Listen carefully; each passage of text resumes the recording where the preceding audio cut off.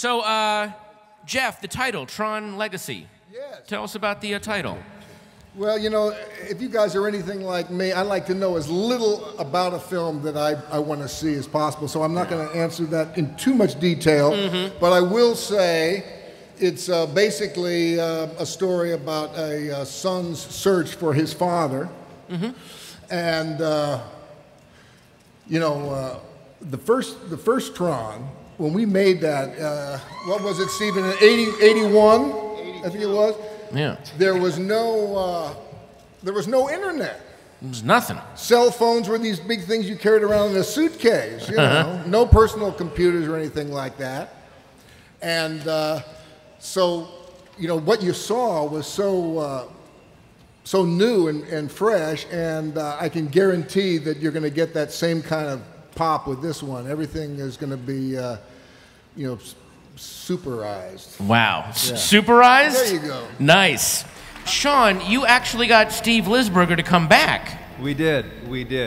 Steve and team, we thought, were so ahead of their time in 1982. They built the world. They were the first to use computer graphics in a movie. And so bringing Steve back, and a lot of that design and that story and that mythology was very much the inspiration for where we went. So it was critical to us to have Steven back. Wow. And Steve, it's been 27 years since the original? 27. Wow. I feel like Rip Van Winkle.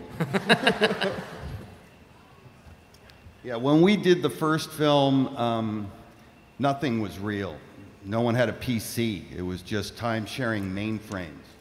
And we got to get to this frontier first, and we just got to dream big.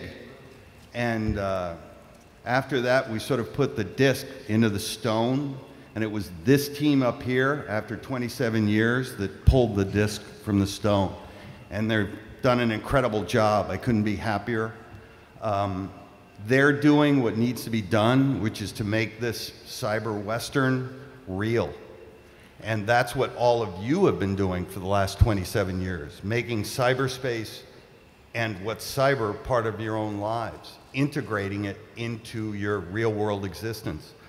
It's a bit like the world of Tron, and the story of Tron has come true. You know, we didn't go to space. There hasn't been an apocalypse, thank goodness.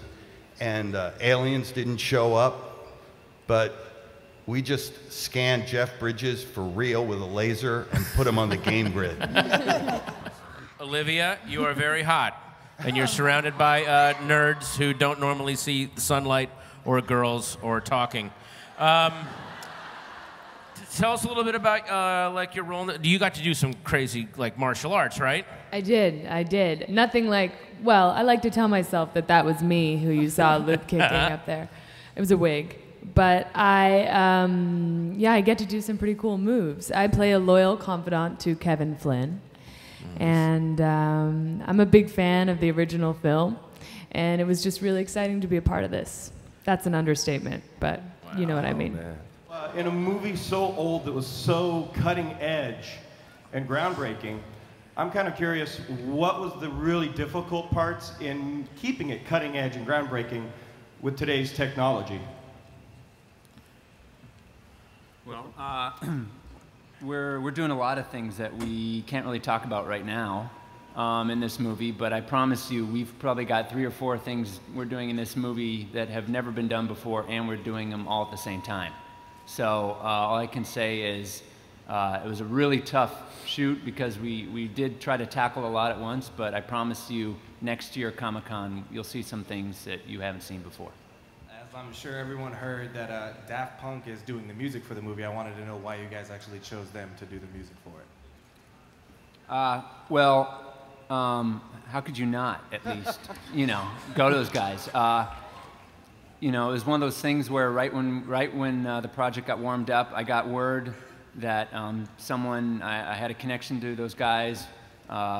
We set up a mysterious pancake breakfast meeting in Los Angeles, met them, sat down with them, and we just hit it off right from the beginning. Were they wearing helmets?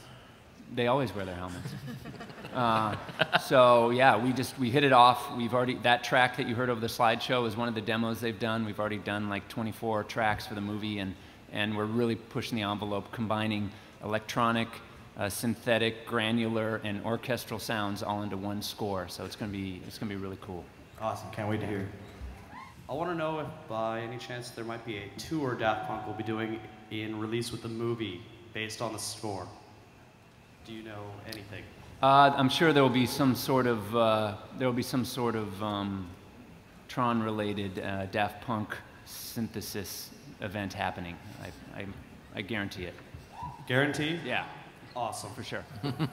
Hi, this question is for Jeff. What's it like to come back to a role that you did back in the 80s to do it now, and what did you do to sort of work with the aging of the character?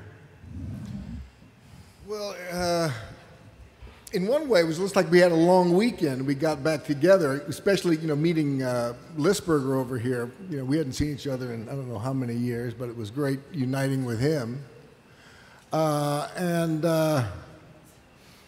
Gee, I don't know. You think you'd kind of forget those things, but you kind of fall right back into it. It wasn't that difficult. We had a lot of story meetings, and we rehearsed quite a bit, and that helped all of us, I think, kind of get up to this new story, what this was about. All right, folks, let's thank the entire panel. Joe Kosinski, Sean Berger, Steve Lisberger, Olivia Wilde, Garrett Hedlund, and Jeff Bridges, ladies and gentlemen.